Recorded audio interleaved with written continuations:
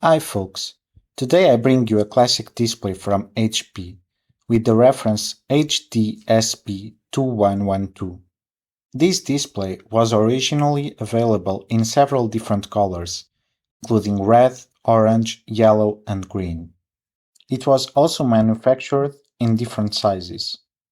The version we are looking at today has 0.2 inches character height, while the HDSP-250X series increased that size to 0.27 inches.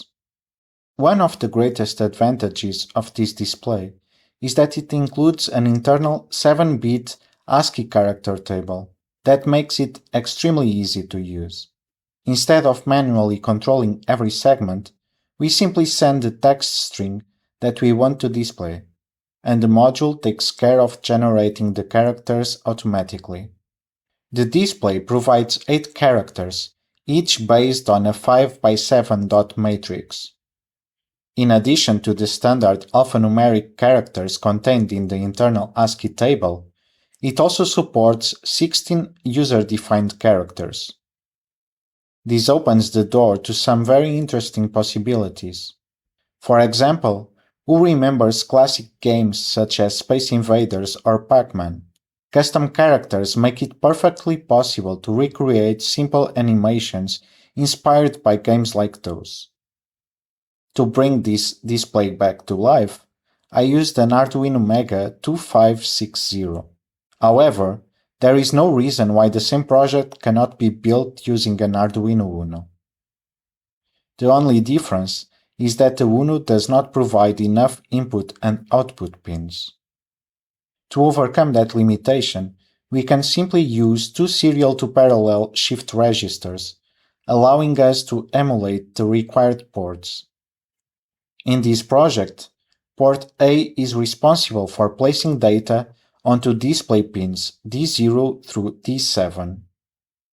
Meanwhile, port C provides the address signals on pins A0 through A4, selecting which character position is being updated. There is one configuration detail that deserves particular attention. The display includes 2 pins associated with the clock system. When the clock set pin, labeled CLS, is configured as logic 1, the clock input and output pin, labeled CLK, becomes an output that generates the display sampling clock.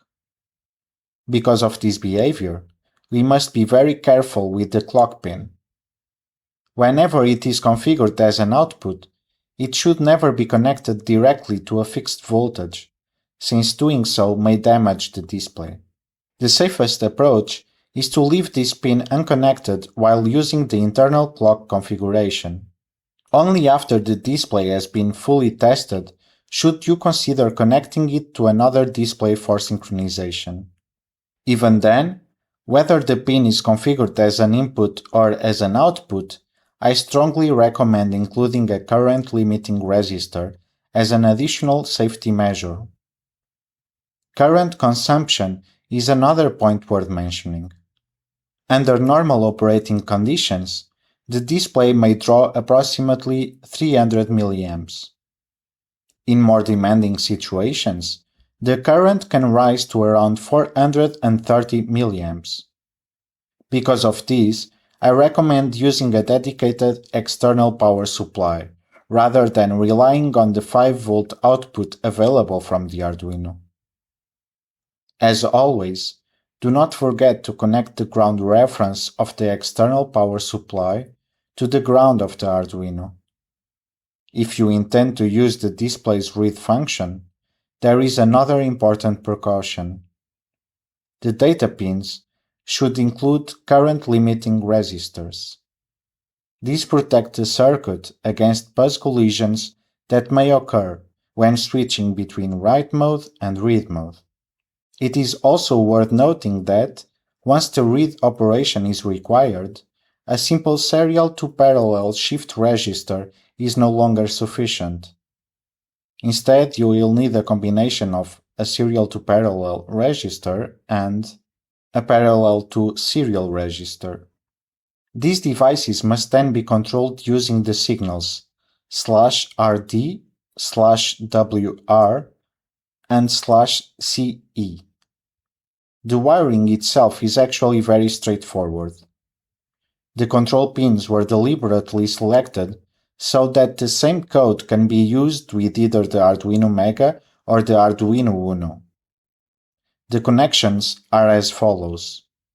Pin 5 is connected to /write. Pin 6 is connected to the clock input and output. Remember that this pin is only connected when synchronizing two or more displays. Pin 7 is connected to CLS.